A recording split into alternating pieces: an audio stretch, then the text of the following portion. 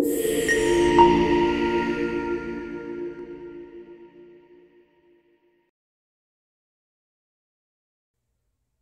KC9CUK here with another video. Sorry it's been a while since I've uploaded, guys. I am working on more content.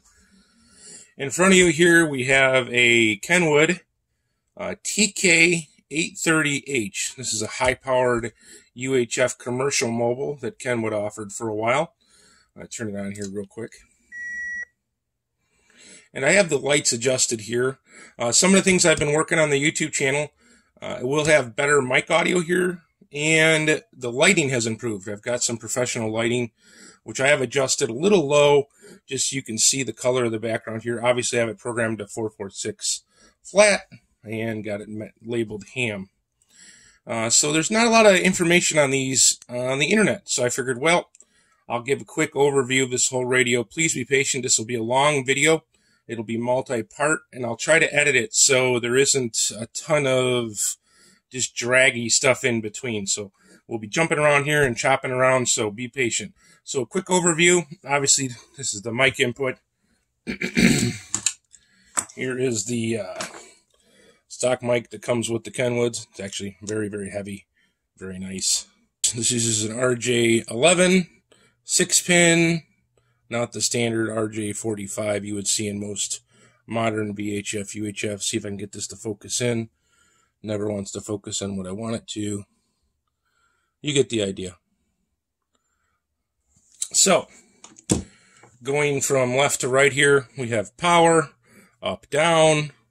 This is your volume control. This does not do on-off, just this volume.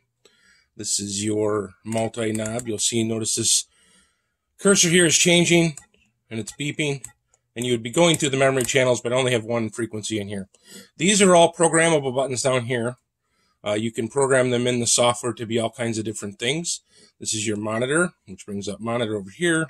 And this is your, I believe, your scan feature. I think you can change that too. I know all these can be changed in the software. Later in the video, we'll talk about programming also. So moving on, pretty straightforward. These are 75-watt mobiles. The PAs in them are very robust.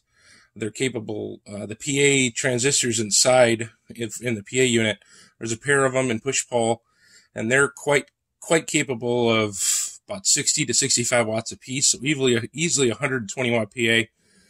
The driver in this radio that drives that PA stage limits the output of this. Also, the cooling and heat sink, which I'm sure is engineered for around 75 watts. I run these at about 50. Which is nice because these are Part 95, so they're accepted for GMRS. You can also use them for ham radio. So at 50 watts, they're GMRS legal, and they give you lots of overhead, lots of cooling here. So let's go ahead and shut this off. And I'm going to kill the power supply, and I'm going to talk about a couple things real quick here, just because I'm moving things around here. All right, so I'm going to hook. I have it hooked to the bench dummy load. This is the stock speakers that came with them too. They do not have an internal speaker. They require an external speaker to work.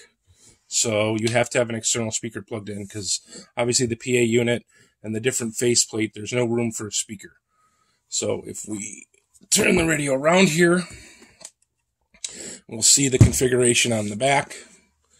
I'll get this kind of staged for you real quick. All right, well, they can't see it very well. All right, trying to work around the camera is always super fun. So let me get another little mount here. My little bench pucks are being used for my service monitor right now, which I'm working on. So SO239 jack for your antenna. And up top here you have two plugs. Okay, you have your power jack. Let's just pull that off. And that has two hots. Let's see if we can hold this up to see a little better. Two hots and two grounds. DC, 13.8 volts, obviously. You need something that can do at least 25 amps, I'd recommend. This is just a little pigtail I made for working on radios. At least 25 amps. I'd recommend a 30 amp power supply for this. And here is the accessory jack. Now, this is kind of important. One of the things I wanted to talk about. So that's your accessory jack. And that does a multitude of things depending on what you want it. But if you look at the stock configuration, okay, you're going to notice 2 wires. Okay, that is for your speakers. And the yellow wire, which is sometimes, I've seen it red and orange, is your accessory or ignition wire. Now, if it is configured in this way, it requires this wire to be powered from your ignition, as also with your standard 12-volt power. A lot of people get these radios and they say, well, I give it power and it won't power on. Okay? And let me show you that real quick here. Maybe I'll cut this part of the video out where I go back. But let me plug this all back in. Let me just do a quick spin around. It's all heatsink, all aluminum. The whole body of the radio is all aluminum. We're going to open this up. I'm going to have you take a look inside. But all aluminum heatsink all the way around, really nice. And there is some mounting spots here on the back. And some people said, oh, you can mount a fan there. I don't recall if that was a stock option, but there is some mounting screws there. You could definitely put a fan on here for, like, if you wanted to make these into a repeater. So let me get this power back on and I'll show you how it works here with the ignition wire there. This is kind of an important thing because a lot of people get these and think they're not working because they can't get them to power on. So we're going to go ahead and go plug back in our power jack here. And we're going to get the accessory jack plugged back in. And let's just plug in the dummy load just for safety's sake. Why not? All right. Turn this back around.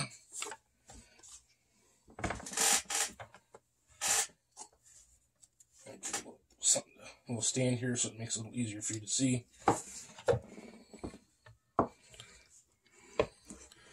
So there you go. All right. So let's go ahead and lots of cables here. Trying to work around the camera is always fun. All right. Turn the power supply back on. We're currently feeding it with a 35 amp power supply at 13.8 volts. Go ahead and turn the radio on, right? And it turns on and everything's happy. So what I'm going to do is this wire right here is going up to the power supply also. And this is that accessory. I just extended it here with the red wire. But this is that accessory ignition power I was talking about that has to be plugged in if you want the radio to power, depending on how the internal jumper is configured. And I'll show you that here later in the video when we open it up. So if I remove power from that wire, the radio goes off. If I put, oh, sorry about that. If I put the power back, radio comes on. Now notice it turned back on. If I turn the radio off and I unplug that wire, nothing happens. If I plug it back in, nothing happens. I have to use the power button again. So if that ignition wire is hooked up, it will remember the state of the radio, whether it's off or on. So you turn your car on, the radio comes on. Or if you turn your power supply on, the radio comes on. If you turn the car off or the power supply off, the radio will go off. So it will go off based upon that ignition switch. That ignition wire, I'm sorry. So that's very confusing to people because they hook it up to a power supply, they don't hook up that wire, and then the radio won't turn on. Now, if the internal jumper in the radio is soldered shut and not open, and I will show you that when I open up this, then just the regular power button works. You don't have to have the auxiliary power line hooked up. Okay, but I just wanted to cover that real quick because a lot of people get these and they're like, it won't go on, it won't go on, the radio is bad. It's not bad. You do have to have that ignition wire hooked up to power also for the radio to function if the internal jumper has been cut. Many of these radios were in ambulances, buses, police cars, all kinds of commercial situations where they wanted to make sure when the people turned off the vehicle that the radio did not get accidentally left on and drain the battery down. So most of them, the internal jumper is cut. From the factory, when you get them, it's not cut. So this just powers on and off the radio, and that ignition wire is not required. But we'll discuss that here in the next part of the video. Bear with me. All right, now we're to this second part of the video here. And we're looking at the radio again. I've got it all unplugged from the power. And what we're going to do is do some disassembly here. And the first thing you want to do is, if you look at the side of the radio, if you have any slide mounts installed, like this is a heavy-duty slide mount, you want to remove this bracket, these 3 screws. There's one on each side. This side has already been removed. Okay? And then once you're done with that, set those off to the side so you don't lose them. On the top cover here, you'll have 6 Phillips head screws. 6 Phillips heads you want to remove. So remove all 3 of those, or 6 of those, I'm sorry, 3 on each side. On the bottom side of the radio, there's 4. So you'll see the 4 screws there that need to be removed. So we'll remove those. Okay? So I already did all this to save time for the video. I have a lot of these. So let me grab that one real quick. Okay. So here is the radio I already disassembled to make the video go a little quicker, so you guys don't have to sit there and watch me remove screws. So this is that top cover with the 6 screws, the 6 Phillips you removed, and it will be very tight when you go to take this off. Okay, sometimes you have to kind of pry it off with a flathead screwdriver or a plastic pry tool like I use. And once you get it off, you'll see why. This is heavy duty case, and it's all sealed. So if you look here, it's got a pad, and if you look close, you'll notice that it's actually sealed all along the edge of these individual compartments. Okay, so you'll get something like this. Now there will be 2 screws here, and we'll get to that in just a second. So this is the front end of the radio. Okay, so I'm going to get a little pointer tool here, just to make life a little easier. What can we use here? Okay. So let's get in here. Hopefully the lighting's pretty good. So if you look inside of here, you'll see some adjustments. And so right here, you have your, I can never remember, it is the lighting is not so good here. I have it kind of set. The L301, L303, and the TC401. And these are all discussed in the service manual. You can get the service manual online. So this section of adjustments here, this section of adjustments here, and this all aligns your receiver. So if you want to put this radio like in GMRS and you want to optimize that, you can align it to those sets of frequencies. If you want it optimized for ham, you can align it for those set of frequencies. You could put it somewhere in the middle and hope for the best. Actually, they're not so bad when they're just set to factory alignment. But you can get a little more receive sensitivity. So if like you were setting this up for a repeater, you could align this in such a manner that it would be the most sensitive optimized receiver for that repeater frequency. So you get the idea. All this information's in the service manual. You can find them online. Over here you have other pot adjustments, your tone, your balance, your deviation. So this is the basic front end of the radio. Here, we're going to have to, you pull 2 screws off here, which you will do. Then this will come off. This is a little shield. So this is the back end of the radio, the PA module. This is the final for the regular UHF transceiver you would normally have on the 9-hour high-power mobile. But in this unit, there's a whole PA, okay? And this drives the PA section, obviously. This has 2 C3102s, and if you look those up, those are between 60 and 65 watt UHF transistors, so it's 2 of them. So this is easily capable of about 120 watts. It is limited by the cooling system and the driver. You get about 75 watts out of this, 75 to 80 watts if you really want to push it. To adjust the power on these, this is something other people have asked too. Let me grab my pointing tool here, which I don't know where I set that. Sorry.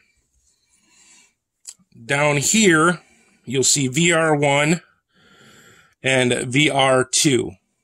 So VR1 and VR2, depending on which one you adjust, one you're adjusting the drive, the other one you're adjusting the PA section.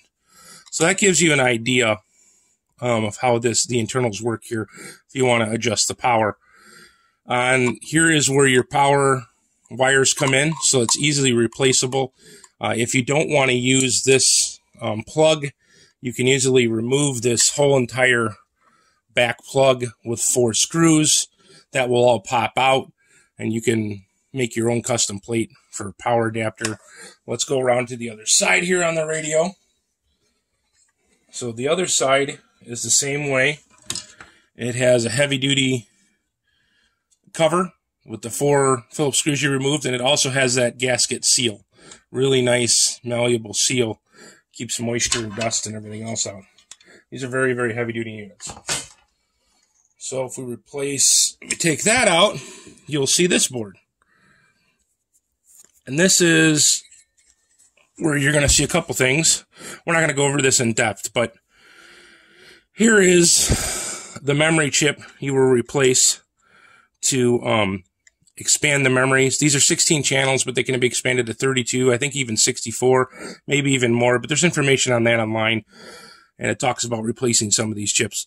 There's the squelch adjustment, there's your sensitivity adjustment, and here are the jumpers I was talking to you about for that ignition sense.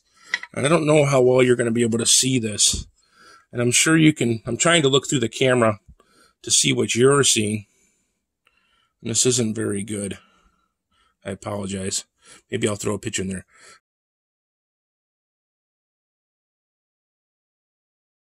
But W101, which is right there, closest to this white connector, there's 2 main jumpers here. There's one off this main wire. That's not what we're talking about. We're talking about this jumper. W, it's labeled W. See if I can zoom in on that. It's probably not going to work so good.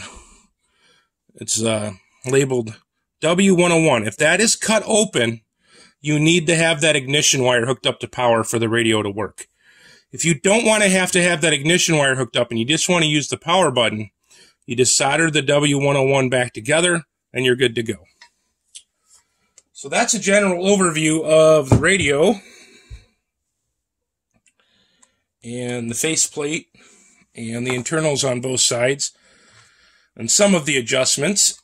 So now what we're going to do is go into talking about some of the programming aspects of this radio and how that works. All right, so we're back here with the Kenwood TK-830H. We've got it plugged into the power supply and the dummy load and the accessory jack, and we want to program it, okay? So what you need to do is plug in the programming cable. You can get these on eBay or other sources on the internet. I'll leave a link down below if I think about it. And you'll need the programming software. I'll leave a description down in the description down below here. I will leave what software that is. That is the KPG7D software, which you need for this radio. You can find the information on the internet about it. But if you want to program it, you have to put the radio into program mode. And you do that by holding down this first button here, right to the right of the channel knob, and power on the unit. It will say program. That means the radio is ready to be programmed. So your programming cable plugs into the front of the radio and the mic jack. You've got the radio in program mode. It's powered up, ready to go. So now let's go over to the computer real quick. And this isn't going to be the greatest picture, but you'll get the idea. So I'm going to walk you through real quick. So what has to happen is you have to start the program. This is a Windows XP machine, and I have it plugged into serial. It's going to ask you to hit any key to start the program. Okay, now we're in the program. Now, what you have to do, okay, before you do anything, is read from the radio. You have to hit the Alt key. That gets you into the menu system. And you want to go over to, arrow over to program. You can't use the mouse, the arrows. Read from radio. Enter. Read data from radio. Hit enter again to hit OK.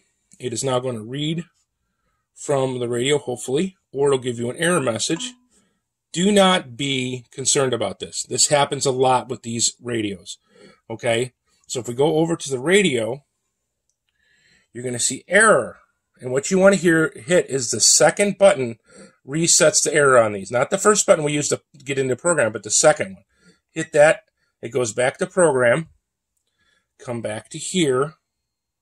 And either hit the R key for retry, or you can arrow over and hit enter. You hear it beep. You'll notice now it is reading the blocks. It is also reading the blocks in the software. It says done reading data from radio. Hit the space bar. You'll notice it's read it's got 446, 446, what I programmed in there, and 446 flat and ham in for the name. You literally hit the enter key and you can go through these and change them to whatever you want. I am going to tell you something here though, just to show you something real quick. So let's say I wanted to say 446 flat, okay? And let's go into here and we want to type in 446 446,000, and then after it's space test. Okay? Now, I'm going to go up here, and I'm going to hit write to radio. Okay? Now, it's going to fail right away. Okay? Because you'll notice after we read from the radio is saying end. So after you read from the radio, you have to make sure you hit the second button again to get it back to program, or it's going to give you an error message, okay? And hit write to radio. Okay? And it's going to say writing blocks, and it'll say writing blocks over here. When it's done, it's going to go back to saying end. Okay? It says end. You have to hit that second key again to get it out of end and go back to programming. All right, and it'll say writing done. So we're good, right? Well, let's see. So you turn your radio off. Turn it back on. Oh, wait a minute. It says 446 flat, and it says ham, not test like we changed it to. I did this wrong on purpose to show you. Okay, so we'll come back here. And we notice in the software, it's back to ham too. So we hit the enter key to go over to change it again. Okay, and we go 446,000 space test. Now what we didn't do last time is we just went up and wrote it, okay? Before this takes effect, you have to put what you want in there and then hit the enter key. So it is no longer highlighted and it's down at the bottom. Then we can hit the alt key to get back into the menu, write to radio, enter, okay again. It'll write the block diagram. Let me go through writing the blocks again in the memory. It says error, right? Error, retry. Sometimes it does that. Hit write again.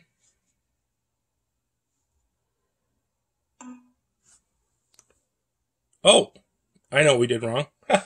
Here's a good example. We turned it on and off, so it's not in program mode anymore, right? So we have to turn it off, put it back into program mode. See, even I screw up. We're back in program mode. Hit retry. It starts writing to the blocks. There we go. It's writing back here. So let's see if it puts the test in there now that we hit enter after we put the information in. Just remember, if it's highlighted still, it's not going to keep it. End. Turn off the radio. Turn it back on. And now test is back in there. So there you go. That's a couple of the quirks of programming with this. If you get the error, just wipe it out with the second button. After it gets to end, wipe it out with the second button before you proceed. And currently it's showing 16 channels because this one is a 16 channel. But like I said, there's 30. You can upgrade them to 35. I think even higher than that. Other thing I wanted to show you real quick in the software, if you go to Alt, there's other menus. Setup, so you can set up the communication port for the different COM port you're using. Obviously, you got to set the COM port to whatever your programming cable is set to. Go into Device Manager. If it's set to COM port 3, select COM port 3, etc., etc., etc. Okay? Program is read-write, edit. So key selection, this is what I was talking about before. If you go into key selection, you can select what you want these keys to do. Okay? So if you go down and you select the different keys, okay, you hit enter, and then you can select what you want that key to do, okay? So that's where you do that. I'm trying to think of anything else real quick. I try to make these things as, oh, okay. So here is something you need to do. This is something I forgot about. All right. So if you want to program this for ham radio and not GMRS, by default, these models, most of them are set to the commercial portion of the band or GMRS. Okay, and what you have to do is when you first start to, you have to do all the same things we did. You have to read from the radio. Once you read from the radio, you'll have this screen, but you'll probably have a bunch of commercial information there or whatever the last guy that owned it programmed it up as. If it is not programmed for ham already, and it has like a bunch of commercial frequencies in here, GMRS, etc., you have to switch the model in order to write to this, okay? And you do that by hitting the Alt key, getting into the menu, select Model, okay, and you select Full 32 channel, okay? Full 32, hit Enter. Then it's going to ask it, is single control head? Yes, single control head. Then it's going to ask you, is it a single band? Yes, it's a single band. Then it's going to ask you, is it a VHF high, VHF low, UHF? This is a UHF model. And this is the important part. If you want to select it just for a portion of the commercial band GMRS, you can select that. Or if you want to be able to write it anywhere within the capabilities of this radio, like use it for ham radio, you have to select SP tune for specific tune or special tune, and you select that, okay? Once you select that, it's going to ask you, it's going to say, are you sure you want to do this? Does this unit have the voice scrambler unit? I don't remember if these do or they don't. I think it does. I always say no because I don't use the voice scrambler anyway. So we say no. And then it's going to go, it's going to give you a highlight of what you selected. It's a single head, single band, blah, blah, blah. And you want to do special tune. You hit OK. Then it's going to give you a warning, okay, which is not giving you a warning this time because I already had it set to that. But if you didn't have it set to that, it's going to give you another warning that's going to say, this is going to wipe out all the data. Are you sure you want to do this? You just say yes, and then it'll come back to this screen, and this will all be blank, of course, and then it'll allow you to put the ham radio frequencies in. If you do not have it changed in the model number to SP, okay, you cannot type in ham radio frequencies here. It's going to give you an error. So that's one last thing. Okay, well, we're back to here. Let's very quickly just go ahead and just switch this back to ham. So I'm going to go over to here. And obviously you put your tones in here and everything else. I just have it set for simplex. So we're going to set it 446 000 ham. We make sure we hit the enter key so that data takes. Then we hit Alt, back up to the program, right to radio. Make sure we have the radio. Let's do that real quick. Make sure we have the radio in program mode. There we go. Come back here, hit right to radio. Yes, we're sure we want to do that. And it's going to write to it.